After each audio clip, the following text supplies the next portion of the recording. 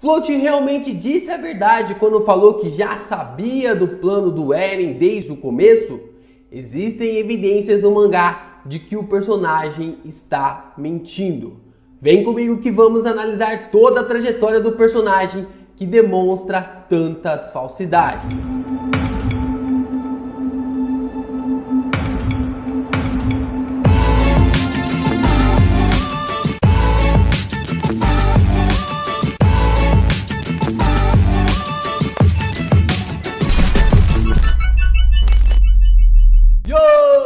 Geeks, aqui é o LP e você está no canal do Geek Brasil. Fiquem ligados porque esse vídeo contém spoilers de Shingeki no Kyojin. Sim, pessoal, vamos aqui discutir e conversar muito mais coisas referenciando aos fatos do capítulo 125. Mas antes de qualquer coisa sobre a gente falarmos sobre as mentiras ou sobre as supostas mentiras do Float, já deixa o like nesse vídeo, já chega na voadora no like, já se inscreva aqui no canal e também compartilha esse vídeo junto com seus amigos. E se você quer encontrar mais pessoas para conversar sobre Shingeki no Kyojin, você pode entrar lá no meu Discord, que lá no Discord do Geek Brasil você consegue mais informações, teorias, conversas, receber os vídeos caso o YouTube não te notifique e ao mesmo tempo conseguir os capítulos em primeira mão muito mais rápido. Então entre no nosso Discord através do link na descrição. Desde quando apareceu no mangá, o Float sempre foi um personagem um pouco peculiar, né? Desde quando a gente toma o conhecimento dele, porque ele representa toda a aleatoriedade ali envolvendo aos recrutas que estão indo ao massacre contra o Bestial. Porque quando o Float aparece, nós vemos ali a relação dele com Marlow. Porque estava ficando um pouco claro, depois de analisar e ler os capítulos várias e várias vezes, de que o Isayama estava trocando um personagem pelo outro. Ele estava sacrificando o Marlow e estava trazendo o Float para a história. E nessa perspectiva, nesse ponto de vista e nesse discurso do Erwin, que acabou sendo realmente totalmente inflamado através dos questionamentos do Float, que a gente começa a entender que o personagem estava procurando um propósito. O Erwin acaba deixando claro para o Float de que não existia um propósito para a vida, mas que os vivos tinham a obrigação de dar um propósito para a morte daqueles que entregaram as suas vidas para que a humanidade pudesse avançar. E nessas frases, e nesse ponto bem interessante que acabou marcando a mente do Float para que ele pudesse tomar os passos seguintes para conseguir até então fomentar toda aquela discussão que a gente até hoje discute entre Armin ou Erwin. E depois daquele massacre que o Bestial acaba fazendo para cima de todos os recrutas que estão correndo através da cavalaria em direção ao Titã, o Float é o único personagem durante todo aquele batalhão que consegue se reerguer. Ele até mesmo começa a olhar para si como se estivesse vendo um fantasma ou algo desse tipo, procurando algum buraco, algum furo, mas ele não encontra. E ele passa a procurar o comandante Erwin para conseguir dar uma segunda chance ou tentar salvar o personagem. E é quando ele chega no exato momento em que o Levi, que o Capitão Levi, iria dar a injeção e iria dar o soro para o Armin voltar a viver. A dualidade de quem iria ficar com o soro, se era o Armin ou se era o Erwin, acaba trazendo o Float de uma maneira muito, mas muito indignado. Porque na cabeça dele e cerca de 90% do fandom de Shingeki na época, sim, o Erwin era a resposta clara, era o personagem a ser salvo. Naquele exato momento, na maneira mais lógica, pensando mais friamente, o Float tinha razão em que o Erwin tinha que ser ressuscitado. que ele tinha que continuar comandando a humanidade até não sobrar nenhum inimigo dos Eldianos. E que todas essas circunstâncias realmente acabam aparecendo quando o Levi acaba escolhendo, ou melhor dizendo, quando o Erwin acaba escolhendo a morte ao invés de ser ressuscitado, o Float cai em desespero. Porque na visão do Float, o Erwin era aquele personagem que iria até mesmo se tornar em um demônio para assim conseguir fazer com que os Eldianos fossem livres da humanidade. Então, observando toda essa perspectiva, observando todo esse fundamento, o Float ainda buscava um propósito. Ele achava que ter permanecido vivo no meio daquele batalhão de recrutas que foram massacrados era o propósito dele para trazer o Erwin até aquele certo local e ele ser ressuscitado através do soro. Mas que quando o Armin acabou sendo escolhido, todo aquele propósito de vida que o personagem tinha foi por água abaixo.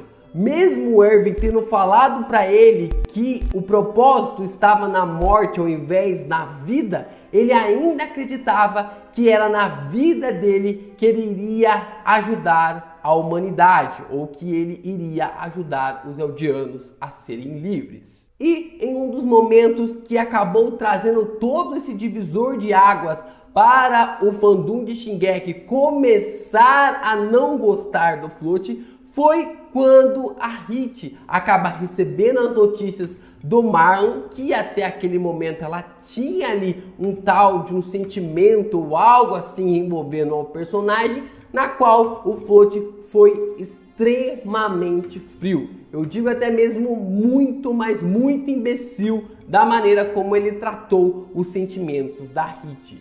E observando toda essa circunstância de acusar o Armin, de acusar o Levi, o Capitão Levi, de acusar o Jan, de acusar o Connie, a Sasha, todos eles ali, a Mikasa e principalmente o Eren, de tudo aquela tramóia de quererem realmente levar para o pessoal e não para o lado racional de trazer o comandante Erwin, observando todo esse questionamento ali do Float, o que levou o personagem a acreditar cegamente no Eren?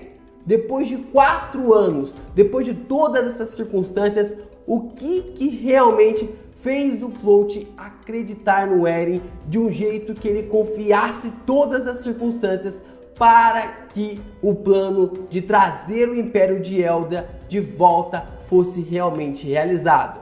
Bom, é a partir de agora que eu começo a contar para vocês um plano bem elaborado do Float de uma teoria bem interessante. No capítulo 109 de Shingeki no Kyojin, nós temos um encontro bem interessante do comandante Pixis com a Helena. E é neste capítulo que a gente começa a ter algumas introduções sobre a mudança repentina do Eren. Mudança repentina que já estava acontecendo há algum tempo. Era só questão de um start, um ponto, uma interligação para que o Eren pudesse colocar o seu plano em prática. Basicamente, o que o comandante Pixis dá a entender é que quando o Float acabou ficando supervisionando a Helena, ele passou a também ter algumas atitudes estranhas. E nessa parte que o comandante Pixis acaba criando um quebra-cabeça, dizendo que tanto o Float, o Eren e a Helena estavam trabalhando juntos em algo. E que o Float levou a Helena para realmente conhecer o Eren, e através dessas atitudes que nós tomamos o conhecimento de que o Eren havia mudado. Mas será que o Float teria tanta inteligência para conseguir ali enganar a Helena?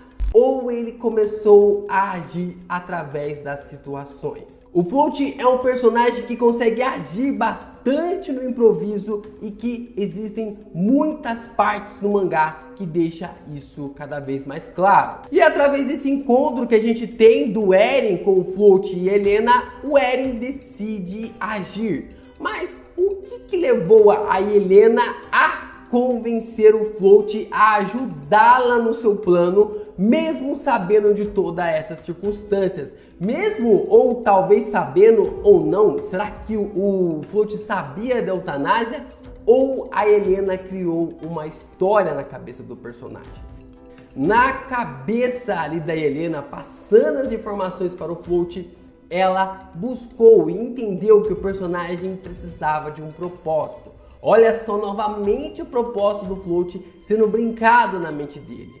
Então ela cria esse argumento de trazer de volta o Império Eldiano e de que o Eren e o Zack eram chaves fundamentais para isso tudo. E quando o Float ouve essas palavras da boca da Helena, ele entende que o Eren e o Zack eram pedras fundamentais para o seu propósito e que ele seria essa ligação para a criação do novo Império Eldiano.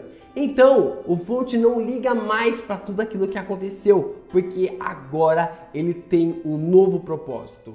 Ou melhor, agora ele tem o maior propósito da sua vida. E o capítulo 110 deixa isso cada vez mais claro, porque a Helena ela está manipulando o Float passa a manipular a Helena, o Eren começa a manipular o Float, mas será que o Eren também não esteja ali na tramóia do Float para também ser manipulado?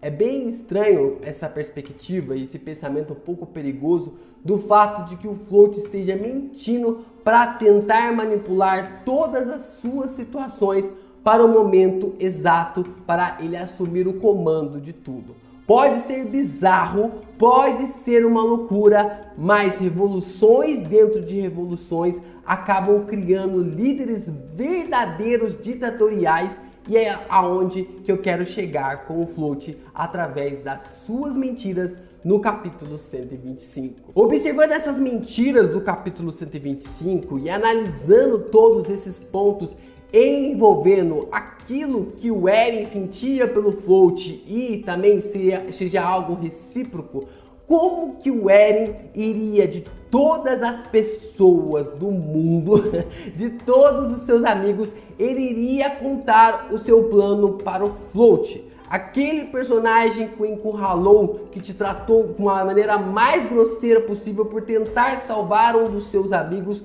como que ele iria confiar ali no Float? E a resposta óbvia é não.